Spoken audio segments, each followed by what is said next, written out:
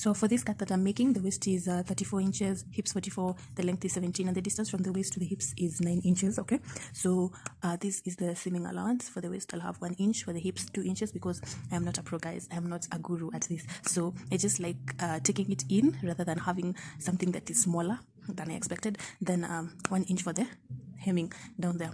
So I'm going to work with when I'm cutting, I'll be folding the fabric into 2, and I'll be working with 2 separate pieces. So those are like 4 pieces. So that's why I'm dividing the measurements by 4. So this 35 for the waist by 4, you get 8.75, and then for the hips you divide by 4 and get that.